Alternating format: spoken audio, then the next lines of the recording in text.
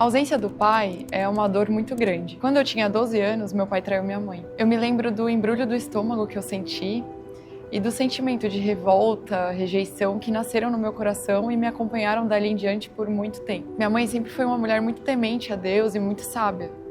E mesmo diante de todo o sofrimento, ela nos ensinava a perdoar e a separar a paternidade do matrimônio. Ela sempre reforçava para mim que o Senhor seria a nossa provisão, que meu pai tinha errado com ela e não comigo, e ela se baseava muito naquele versículo e repetia muitas vezes para mim e para os meus irmãos: ainda que seu pai e sua mãe te abandonem, Deus sempre te acolherá. Por um ano, minha mãe tentou resgatar o casamento, mas mesmo assim meu pai piorava o distanciamento. E durante todo esse tempo crescia em nós aquela expectativa de que ele nos escolhesse e quisesse ficar. Mas infelizmente não foi isso que aconteceu, e foi nessa época de frustração que eu encontrei em Deus meu melhor amigo. E então eu me aproximei de Deus em oração, sabendo que Ele que me conhece por inteiro, conhece meus pensamentos, os meus sonhos. E falando nisso, desde pequena, um dos meus maiores sonhos sempre foi ser médica. Mas minha família era muito simples e nós não tínhamos recurso para custear a faculdade. Mesmo assim, eu consegui entrar numa faculdade particular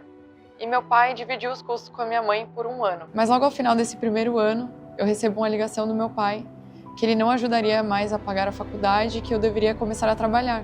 Ali, diante de todo o desespero, minha mãe se ajoelha aos pés de Jesus, começa a chorar e a clamar por socorro, pela provisão de Deus. Nesse momento, eu provei a paternidade de Deus de forma palpável. Minutos depois da ligação do meu pai, eu recebo uma nova ligação, dizendo que, diante de toda a situação, eu não precisaria pagar a faculdade, que a minha faculdade seria um presente de Deus. Isso foi uma prova de que Deus sempre esteve comigo e concedeu os desejos do meu coração, me escolhendo como filha, cuidando de mim, me sustentando e me provando na prática de que eu não preciso viver como uma órfã emocional, e sim como uma filha amada. Essa não é uma história sobre um pai ausente, é uma história sobre um pai presente. As marcas da carência, da inferioridade, da dependência de homens, insegurança, desvalorização, abandono, só podem ser supridas por um Deus que é pai, que te dá identidade, não se atrasa, não te abandona e te ama. E só para vocês testificarem como foi profundo todo o agir de Deus nessa história, eu convidei meu pai para estar presente na minha formatura e ali, diante de todos, ele me pediu perdão. E eu o perdoei, como Jesus nos ensinou e como minha mãe me ensinou também. Durante o ano inteiro, nós estaremos pregando em cima do tema porção dobrada. No primeiro mês, que é o mês de fevereiro, nós estaremos falando sobre porção dobrada na área financeira. No mês seguinte vai ser sobre família. Cada mês vai ser uma área diferente. Isso não significa que eu tenha que pregar somente sobre esse tema. Se o Espírito der uma outra direção, a gente vai pregar. Mas o tema de oração é esse, porque o que Deus me falou é: ensina a minha igreja a compreender as verdades que estão na palavra, para que eles não sejam roubados, nem no posicionamento, nem na mentalidade, e sobretudo, quando enfrentarem as lutas, eles possam orar em cima daquilo que a Bíblia diz. Amém? Então, a primeira mensagem do tema de hoje é: meu pai provedor. Querido, uma das maiores crises do nosso tempo não é econômica, é uma crise de identidade.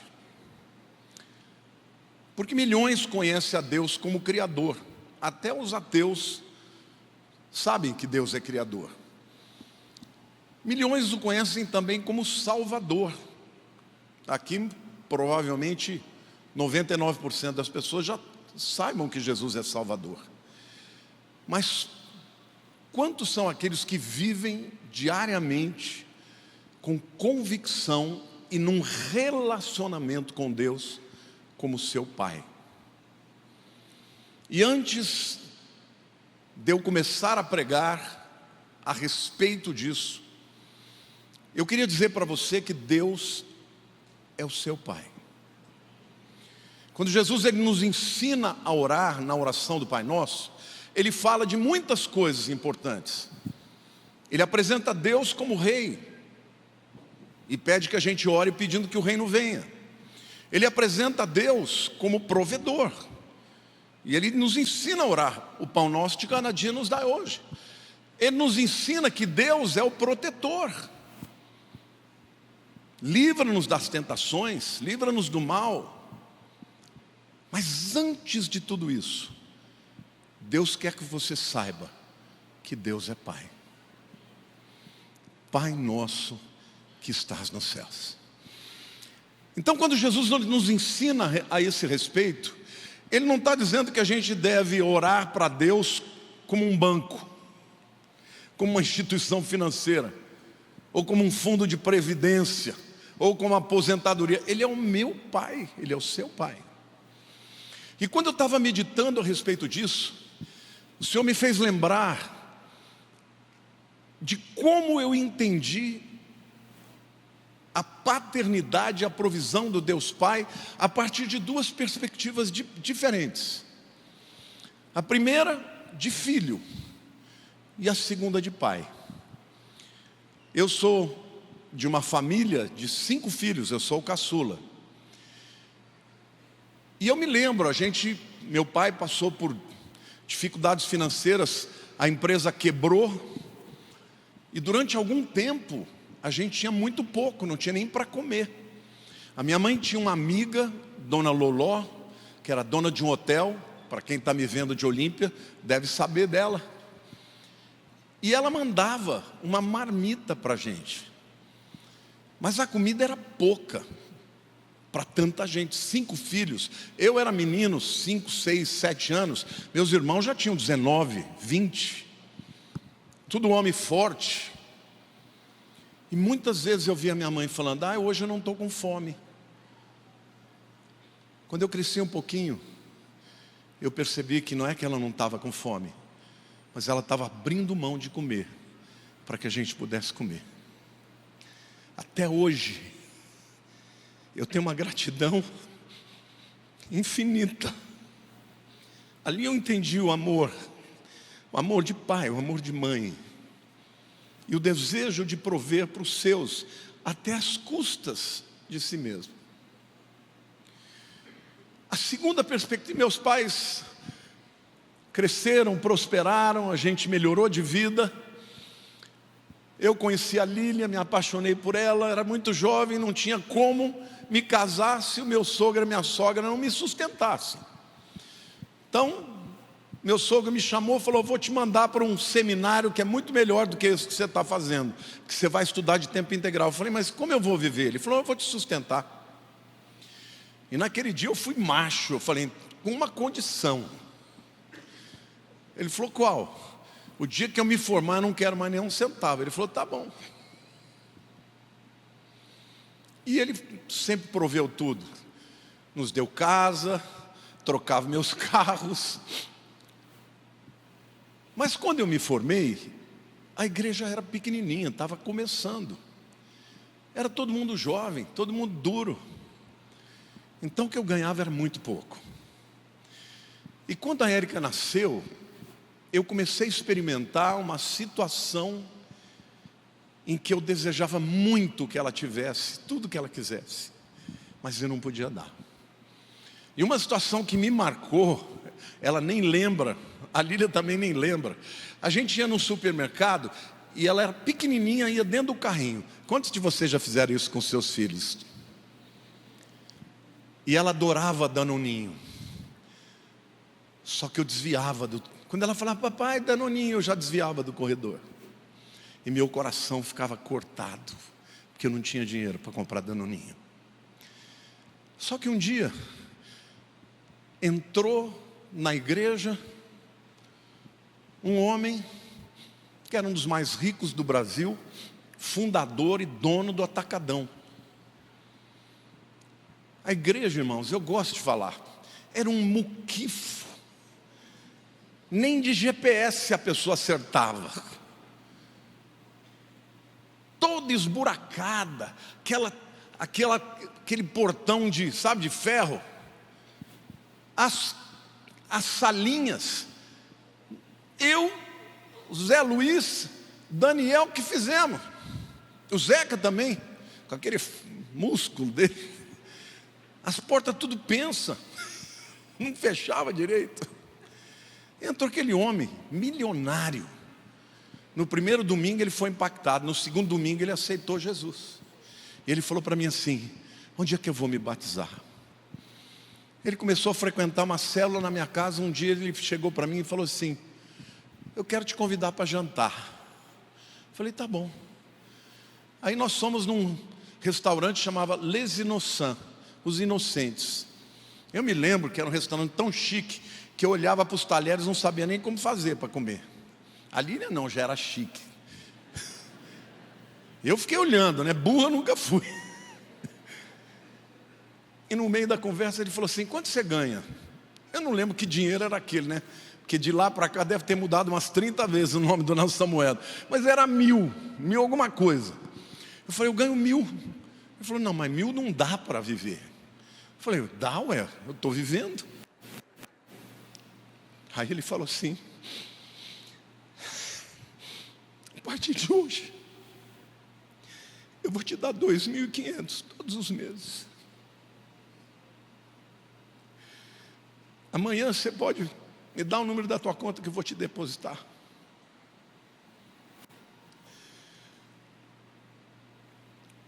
Quando eu vi que tinha caído dinheiro na minha conta, eu falei: Lília, vamos para o supermercado. Passei bem devagarzinho no corredor do Danoninho.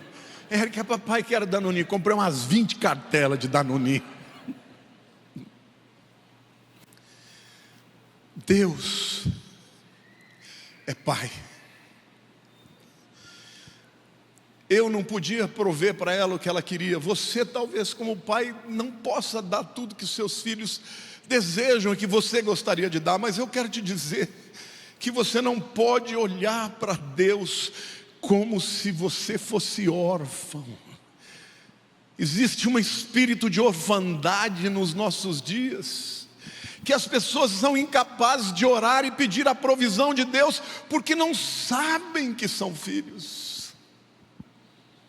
Então eu quero dizer para você, diga assim: meu Pai, provedor. Para os anjos, para os arcanjos, para os querubins, para os serafins, para todo mundo Ele é o Altíssimo. Mas para todos que receberam a Jesus como Senhor e Salvador, Ele é Papai. Abba Pai, Abba Pai.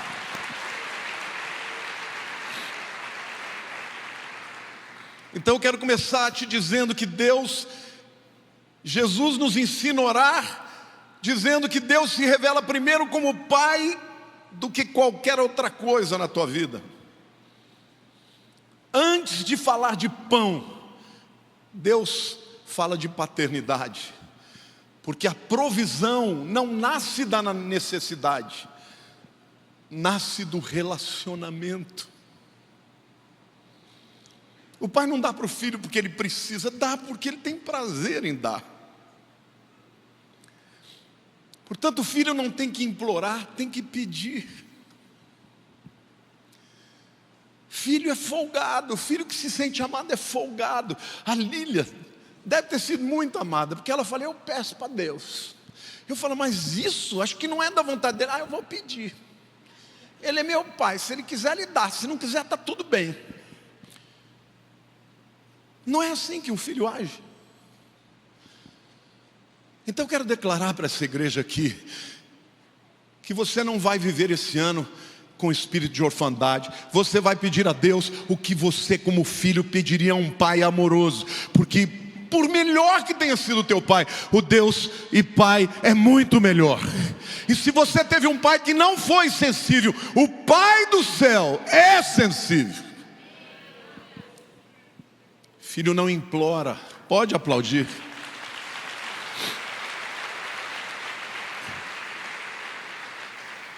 Filho não implora, filho confia. A segunda verdade que eu vejo aqui é que um pai, ele não dá sobras para os filhos, ele dá o melhor.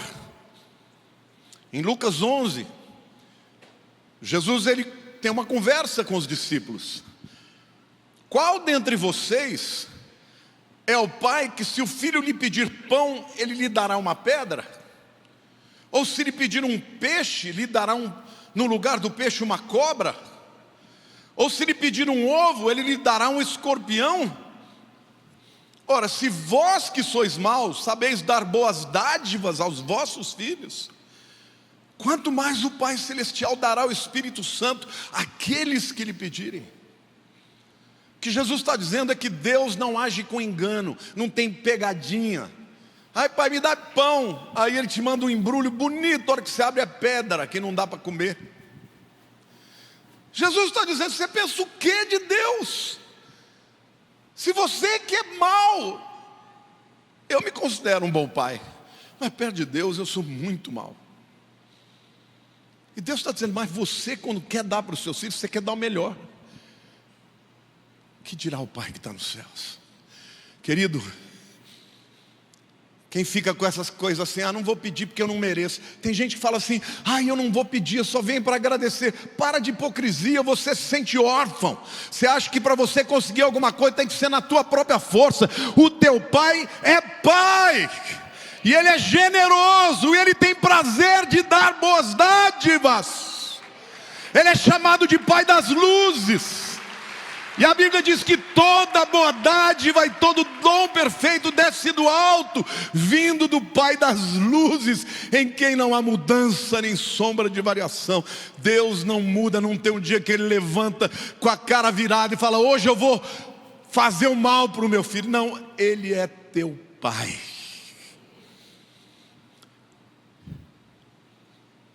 Nunca se esqueça disso.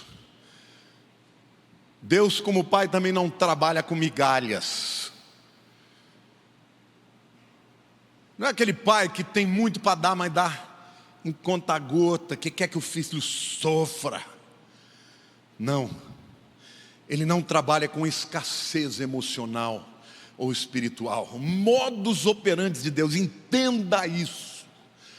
O teu Pai é o dono do ouro e da prata. O modus operandi de Deus não é o modus da escassez, nem do medo, nem da insegurança. Esse é o trabalho do diabo. A pergunta aqui não é se Deus pode suprir.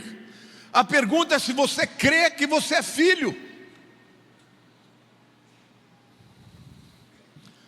A terceira verdade que eu vejo aqui é que a provisão não depende do tamanho do seu salário, e nem da tua realidade, mas da fonte de provisão.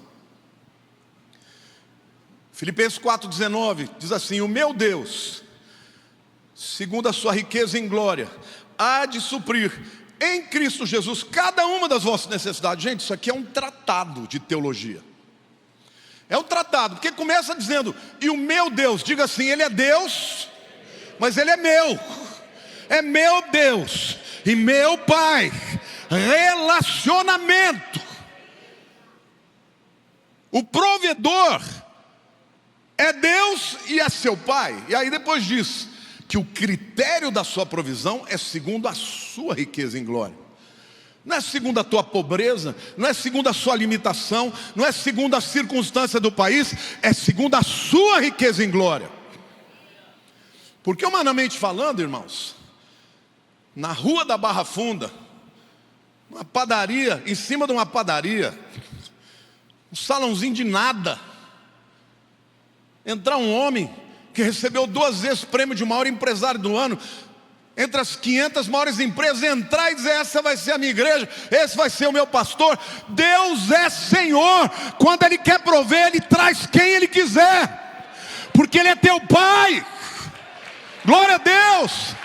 Então declara assim, eu sou filho. Declara, eu sou filho. E Deus continua dizendo, segundo a sua riqueza em glória, há de suprir.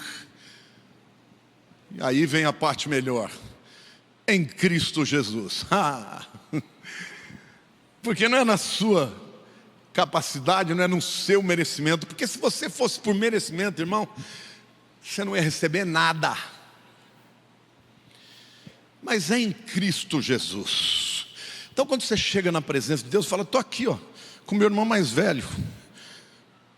Ele pega no seu braço e fala: vamos lá, em presença do pai. Oi, pai, estou trazendo aqui meu irmão, ele precisa dessa benção. Tá bom, filho, você está falando, então está tudo fechado. Entenda que é uma metáfora, tá? Ele já sabia tudo antes de você sair. Mas em Cristo, você não é só herdeiro, é co-herdeiro de tudo. E ele diz: cada uma das vossas necessidades. Ele poderia falar todas, mas quando a gente fala de todas, é uma coisa tão genérica, parece que ele vai esquecer de algumas. Não, ele está dizendo cada uma. Então, se você hoje entrou aqui tendo uma necessidade, você tem que entender que em Jesus você pode pedir, e Deus está dizendo que Ele vai suprir cada uma das suas necessidades. Amém? Você pode dar um glória a Deus aí, irmão?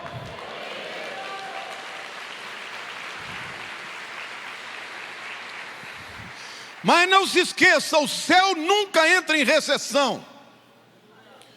O céu não tem inflação, a moeda não perde valor. Não tem estagflação, não tem política que uma hora entra um governo bom, outra hora entra um ruim. Não, quem governa e quem reina é o Senhor. Ele está revestido de majestade. Ele é o mesmo ontem, hoje e sempre. Amém? Você vai viver como órfão ou como filho, meu irmão. Sua fonte não é a sua empresa, sua fonte não é o seu emprego, sua fonte não é a sua poupança, sua fonte não é a pessoa que Deus levanta. Deus me ensinou isso. Deus um dia falou para mim: filho, eu sempre vou cuidar de você. Eu usei seu sogro, eu usei o Alcides, mas nenhum deles pode ser o seu Deus. Eu sou o seu provedor. Eu sei que tudo vem dele, porque eu sou filho. A sua fonte é o seu papai, que também é Deus. E quando Deus é a fonte, meu querido, o recurso pode vir até de mãos diferentes, mas o suprimento nunca para. A quarta verdade que eu quero dizer é que o Deus que é Pai não é apenas o Deus do suficiente, é o Deus do dobro ou da abundância. Foi isso que Deus mandou eu profetizar sobre essa igreja. Se você tem fé para crer, você vai viver isso. Mas eu quero te mostrar o padrão das Escrituras. Ao longo das Escrituras, Deus mostrou isso. O livro de Jó, todo mundo fala, é o livro do sofrimento. O camarada passou por tudo, né? Perdeu saúde, perdeu família, perdeu tudo que tinha. Mas a Bíblia diz que no final, Deus restituiu a Jó em dobro tudo que ele tinha perdido. E Deus fez como? Usou quem? Os amigos. Os mesmos que o acusaram, agora estavam dizendo: não, toma aqui, ó.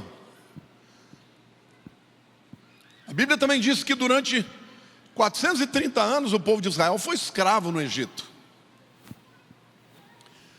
E depois que Deus veio e estabeleceu o seu poder e manifestou o seu poder, o povo foi liberto. Mas o próprio Deus falou uma coisa engraçada para o povo que tinha sido escravo: vai até os egípcios e peça ouro, peça prata, peça gado. Sabe o que é isso, meu irmão? Deus é um Deus de restituição. Deus falou: esse povo que roubou o meu povo durante 430 anos não vai ficar sem pagar a conta. Então tem muita gente que fica discutindo: ai pastor, você é a favor de cota? É lógico. Escravizaram os negros por mais de 200 anos, tem que pagar a conta. O próprio Deus falou: vai lá e pegue deles ouro, prata e tal. E nós, como Brasil, temos que pagar a restituição para um povo que foi subjugado, porque Deus é um Deus de restituição, para que eles tenham condições de viver dignamente, igual todo mundo. Ah, mas a direita acha que não. Paciência. Eu sou bíblico. Deus é um Deus de restituição. Zaqueu se converteu, tinha roubado do povo judeu para dar para os romanos. Jesus não teve nem que falar com ele. Ele falou: se eu roubei alguém, eu restituo 4 vezes. Queridos, o diabo pode ter te roubado, mas o meu pai e o teu pai está dizendo: eu sou um Deus de restituição. Quantos aqui querem viver a restituição? Porque Deus pode permitir que você passe por dificuldades, mas se você crer, vai ter o tempo de restituição. Amém? E este ano é um ano de restituição. Aplauda, meu irmão. Glorifica a Deus, porque Ele é justo.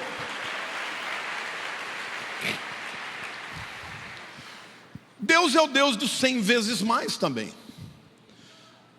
A Bíblia diz que Isaac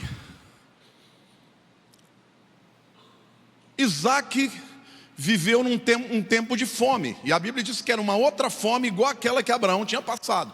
Só que Abraão, o que ele fez? Foi para o Egito. E deu o que deu, né? Trouxe de lá Agar, e de Agar nasceu um filho que até hoje dá problema. Mas Isaac não, ele consultou a Deus. Deus falou: não vai para o Egito não.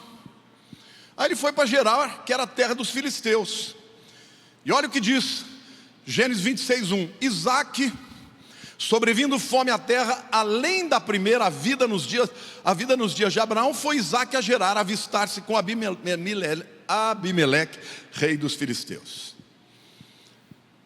E a Bíblia diz, no versículo 12: semeou Isaac naquela terra, e no mesmo ano recolheu 100 por 1, porque o Senhor o abençoava. Diga assim: porque o Senhor o abençoava. Gente, o tempo era ruim, era tempo de fome. O lugar era ruim, porque era terra de filisteu. Só que Isaac plantou e colheu 100 vezes mais do que os filisteus, porque o Senhor o abençoou. Quantos aqui creem que Deus é Pai?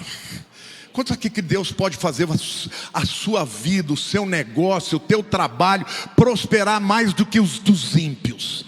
Quantos aqui creem que Deus faz isso? Diga amém. Diga: eu recebo em nome de Jesus.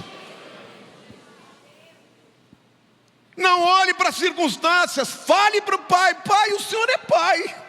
O Senhor está vendo aqui, eu creio. Mas se você não pedir, meu irmão, pedi e dar-se-vos-á. Batei e abrir-se-vos-á. Buscai e achareis. Quando Jesus multiplicou os pães e os peixes, você se lembra da situação? Qual era a circunstância que ele fez isso?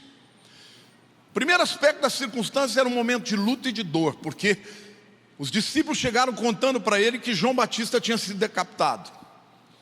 E ele se afastou, foi para um lugar desértico, e o povo foi tudo atrás dele. Afinal de contas, ele era o provedor de tudo. Então eu vou mostrar para vocês, momento de luta e de dor. Mateus 14:12. Então vieram os seus discípulos, levaram o corpo e o sepultaram, o de João Batista. Depois foram e anunciaram Jesus, contaram para ele. Então, no momento de luto, Jesus pensou nas necessidades do povo. Por quê? Porque ele foi e se afastou, foi para o deserto, queria orar, queria refletir, o povo foi tudo atrás. Então, o lugar também não era próprio.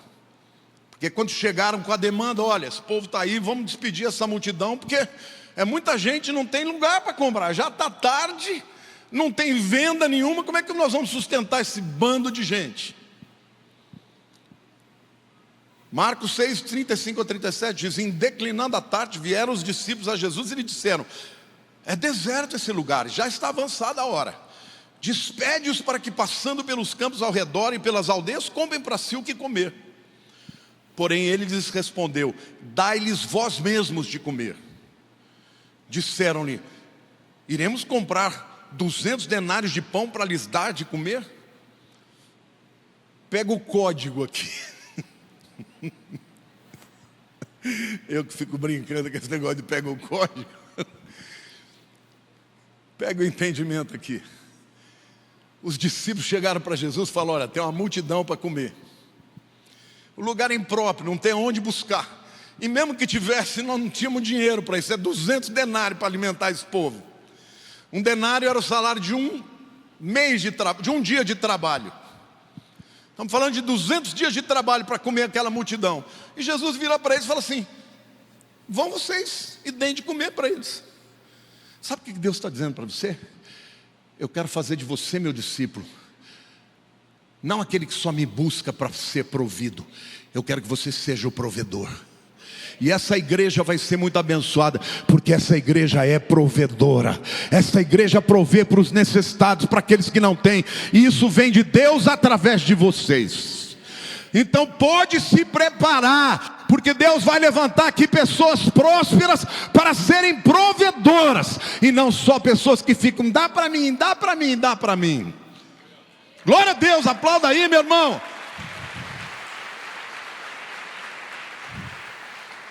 E sob a ordem de Jesus eles foram atrás. Marcos 6,35, e lhes disse: quantos pães tendes? Multidão, 5.000 homens, fora mulheres e crianças. Já tem umas 15.000 pessoas. E sabendo eles, responderam: 5 pães e 2 peixes. Jesus é Senhor. Você nunca viveu um milagre na tua vida? Experimenta dizer para Deus: Senhor, eu quero ser o provedor. Pode me abençoar, porque eu vou abençoar o meu irmão do lado. Eu não quero só a vida inteira ter milagre para receber para a minha vida, não. Eu quero ser o instrumento de milagre para abençoar alguém. Eu nunca imaginei que isso aconteceria na minha vida, mas hoje eu sou um provedor. Mas tudo vem dele. Quando alguém fala para mim: olha, você mudou minha vida, eu falo: eu não, foi Deus que fez. Ele mudou a minha também. Só que eu deixei de ser o fim da bênção, e eu passei a me tornar o instrumento da bênção, através da qual ela passa e segue até o outro que vai ser a bênção, abençoado pelo mesmo Deus que é Pai e que é provedor.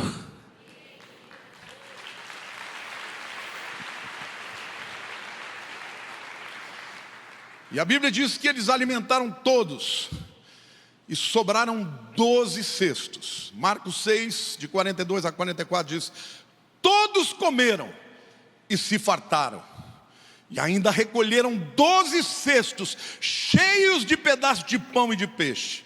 Os que comeram dos pães eram 5.000 homens. Quem fez o milagre foi Jesus, mas o milagre aconteceu enquanto os discípulos repartiam pão. Deus não é um Deus que pensa só na sobrevivência. Ele pensa no transbordar. Você tem que abandonar a visão da teologia da pobreza. Tem 2 extremos na igreja que são muito perniciosos. De um lado é a teologia da prosperidade. Por quê? Porque o dinheiro é a única marca da bênção. Então o camarada pode ter uma vida horrorosa, mas se ele estiver ganhando dinheiro, olha como eu estou sendo validado pelo meu dinheiro. Estão indo para o inferno.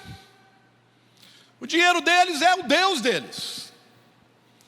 Mas do outro lado tem a teologia da pobreza. Ai, dinheiro é ruim. Para eu ser santo, para eu ser de Deus, eu tenho que ser pobre, tenho que sofrer. Eu não quero isso para minha filha, nem para meus netos. Eu quero que eles prosperem muito e que eles vão muito além de mim. Você quer isso para os teus filhos? Você diga assim: eu sou filho de Deus. Diga assim: Senhor meu Deus, eu recebo pela fé a provisão que vem do meu Pai. Porque a promessa de Deus é: o meu Deus, segundo a sua riqueza em glória, vos suprirá cada uma das suas necessidades em Cristo Jesus. Glória a Deus, igreja.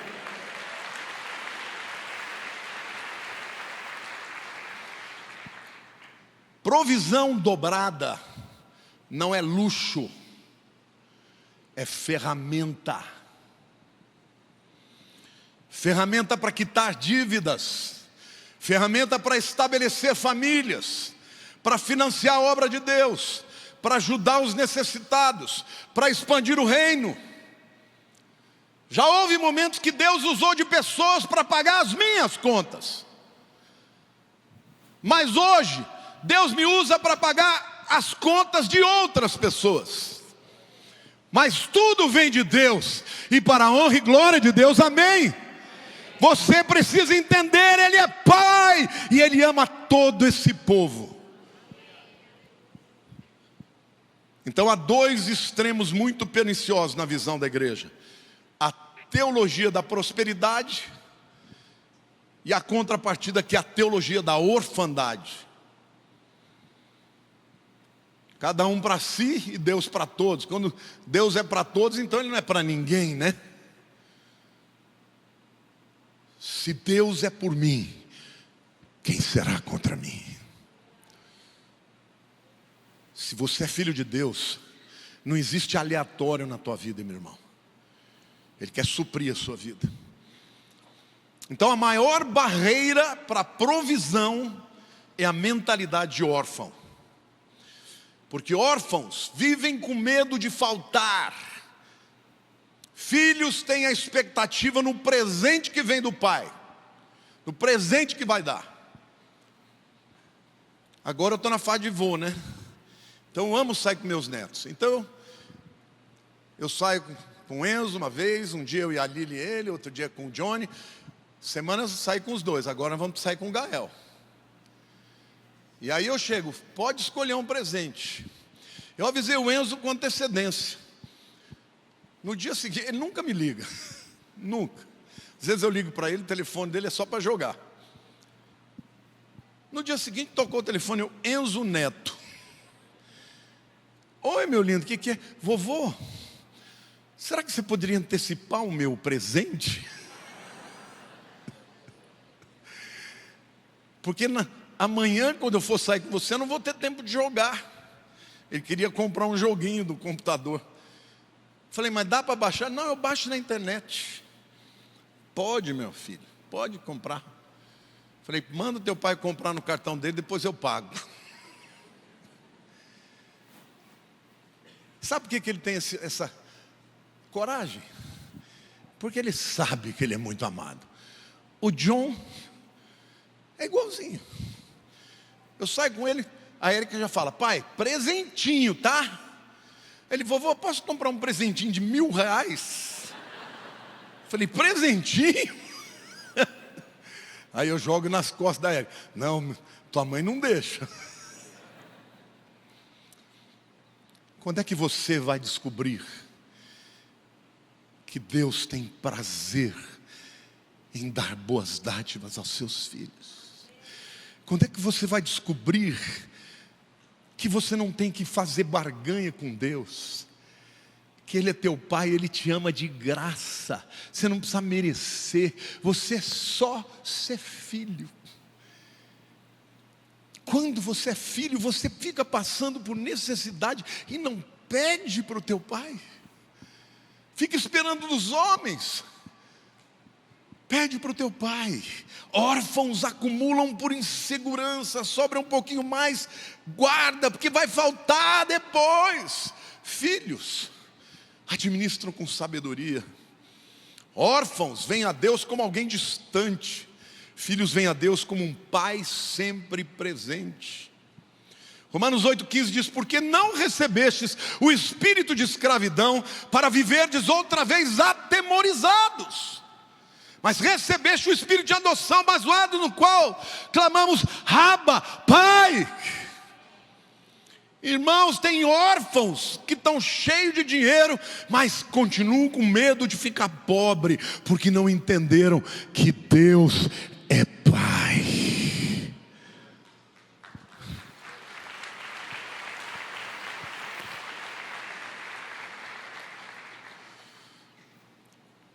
Deus supre também necessidades, mas Ele honra muito mais a obediência.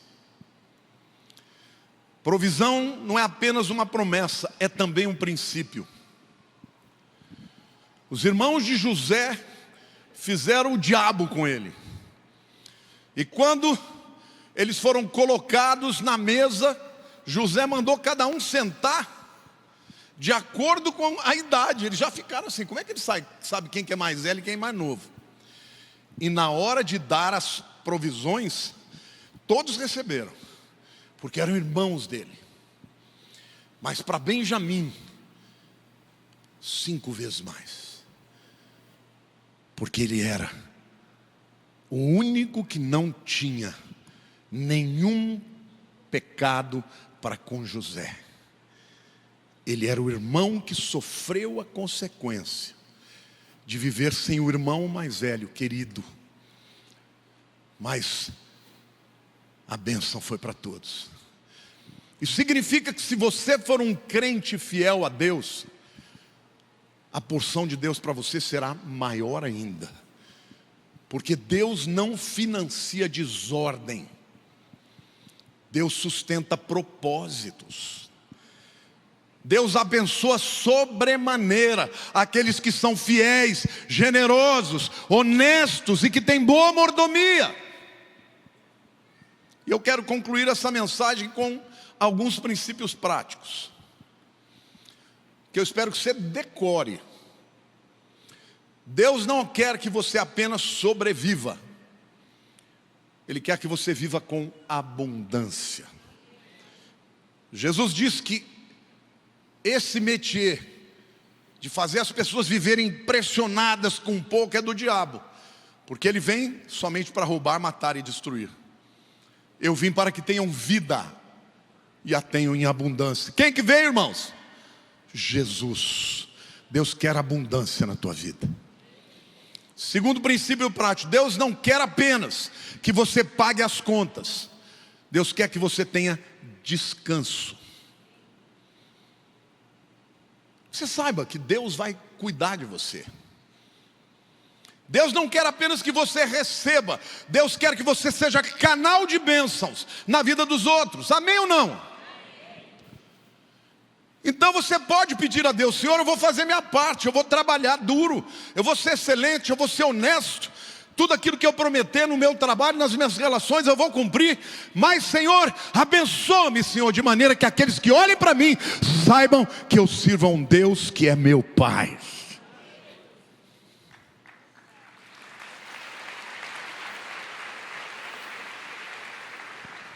Hoje o Espírito Santo quer curar a sua visão de orfandade e trocar por uma visão de paternidade. Feche seus olhos.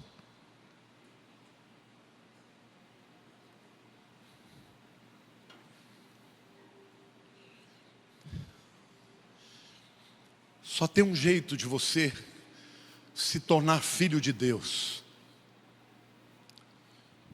nascendo de novo. Jesus disse para Nicodemos: se alguém não nascer da água e do Espírito, não pode ver o reino de Deus.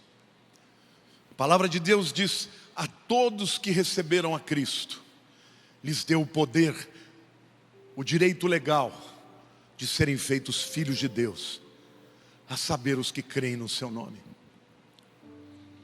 Então minha palavra para você agora: não basta ser um religioso, você tem que nascer de novo. Talvez você seja um amigo do Evangelho, talvez seja até uma pessoa que está na igreja há muito tempo, mas nunca se sentiu filho. A vida inteira tem dúvida, porque você nunca olhou para Deus como seu Pai. E talvez porque nunca tenha se rendido a Jesus como Salvador da tua vida. Mas hoje o Senhor te faz um convite: entregue a mim a tua visão de orfandade e receba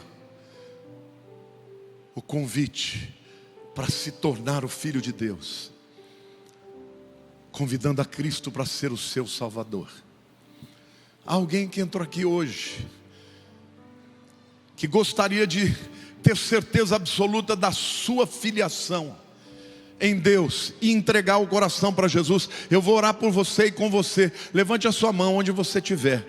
Hoje é o dia, graças a Deus por essa vida. Fica com a mão levantada. Há mais alguém aqui? Hoje você não precisa sair daqui, graças a Deus por essa vida. Eu vou pedir a vocês que estão, graças a Deus a tua vida também, sai do teu lugar, vem aqui à frente. Hoje nós vamos ter esse rito de passagem. Você vai entregar a sua vida para o Senhor, e hoje Ele vai escrever o teu nome no livro da vida, e você vai nascer de novo. Sai do teu lugar, vem aqui à frente. Venha aqui, Deus te abençoe. Por favor, aqui no meio. Vem aqui, venha, você que está também me vendo na internet. Hoje é dia do Senhor fazer isso na tua vida. Saia, gente, saia, venha correndo. Venha, não perca essa oportunidade. Hoje é dia de transformação. Hoje é dia de cair por terra o espírito de orfandade. E é dia do Senhor começar algo novo na tua história. Hoje é dia dele escrever o nome do seu nome no livro da vida. Saia do teu lugar, não perca esta oportunidade. Deus quer hoje mudar o seu coração e a sua mentalidade. Não basta ser religioso, tem que ser filho. A partir de hoje você vai começar a olhar para Ele como pai. E no ano de 2026 você vai experimentar este pai que é provedor, que cuida da tua vida. Deus abençoe. Deus abençoe. Deus abençoe. Deus abençoe. Deus te abençoe. Deus te abençoe. Deus te abençoe. Deus te abençoe. Deus te abençoe. Deus te abençoe. Você que está nos vendo pela internet, quando eu estiver orando, você também pode fazer essa oração. Põe a mão no seu coração.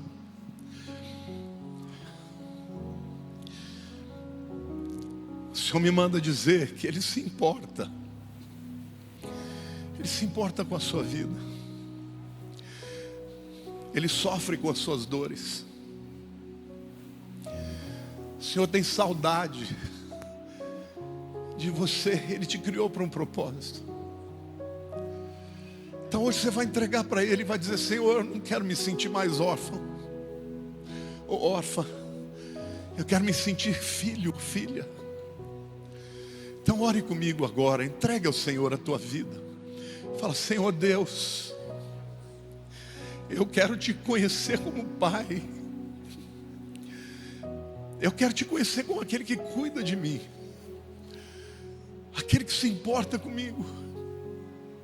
Senhor, eu quero dizer que eu não dependo de homens, porque o Senhor é aquele que pode mudar a minha sorte. Eu abro meu coração para Ti, Senhor. Perdoa os meus pecados. Escreve meu nome no Teu livro da vida. E agora diga: a partir de hoje, sempre que eu for orar, eu vou começar dizendo: Papai, Papai. Obrigado, Senhor, por Jesus. Obrigado pela cruz. Obrigado por esse sacrifício extraordinário. Ó Senhor, o Senhor ama tanto essas vidas que estão aqui.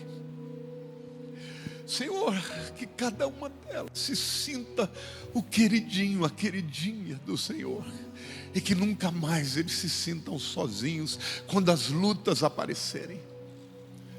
Senhor, como eu tive muitas experiências do Teu cuidado de Pai, que eles tenham também este ano experiências lindas do Teu prover.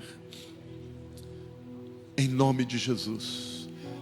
Amém. Glória a Deus. Eu vou pedir para vocês acompanharem os diáconos. Eles vão fazer mais uma oração por vocês. Declare e ministre a bênção dobrada este ano na vida deles. Mas parabéns, queridos, pela decisão. Por favor, acompanhem os diáconos. E eu quero ainda orar por você da igreja.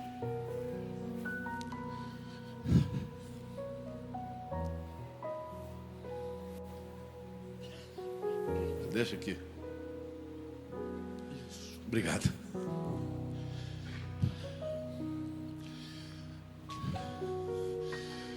Quantos aqui hoje precisam ser libertos da orfandade? Fique de pé. Medo do futuro, dificuldade de acreditar que você pode apresentar as suas petições para Deus. Então põe a mão no seu coração agora, querido. Ore comigo, diga: Senhor Deus, obrigado, porque o Senhor é o meu Pai.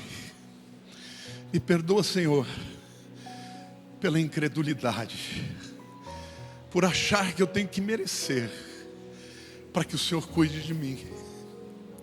Espírito Santo, muda o meu coração, que eu me sinta próximo, para poder sempre te falar as minhas lutas, os meus sonhos e os meus desejos. Mas, Senhor, hoje eu quero te pedir, muda o meu patamar. Eu não quero só ser abençoado, eu quero ser abençoador. Prospera a minha vida, de maneira que eu possa repartir com muitos. Senhor, o Senhor tem todo o ouro e toda a prata. Abençoa a minha vida, Senhor, de maneira que eu possa ser um canal de bênção na vida de outros. Eu abro mão de todo medo do futuro, porque o Senhor é o meu Pai. Antes de ser qualquer outra coisa, entre nós é Pai. Obrigado por Jesus, porque tudo foi por Ele, todas as bênçãos através dEle. Amém. Glória a Deus. Levante a mão assim para Deus. Fala assim: Senhor Pai, Senhor e Pai, derrama a tua provisão sobre a minha vida. Unge as minhas mãos, para que onde eu puser haja prosperidade. Que as minhas sementes sejam lançadas em solo fértil. Senhor, como filho, eu peço a tua bênção, a tua prosperidade, não só para suprir as minhas necessidades, mas para que eu seja um provedor na tua obra, que eu seja um instrumento de generosidade. Eu rejeito na minha vida todo espírito de orfandade, porque eu tenho um Pai, e o meu Pai me ama e suprirá, segundo a sua riqueza em glória, cada uma das minhas necessidades em Cristo Jesus. E que a graça maravilhosa do Senhor Jesus, e que o amor de Deus, o nosso Pai, e as consolações do Espírito Santo sejam com todo o povo de Deus, todos os dias, até a consumação dos séculos. Deus te abençoe, meu irmão. O nosso Pai que está nos céus é quem nos abençoa. Uma grande semana para vocês.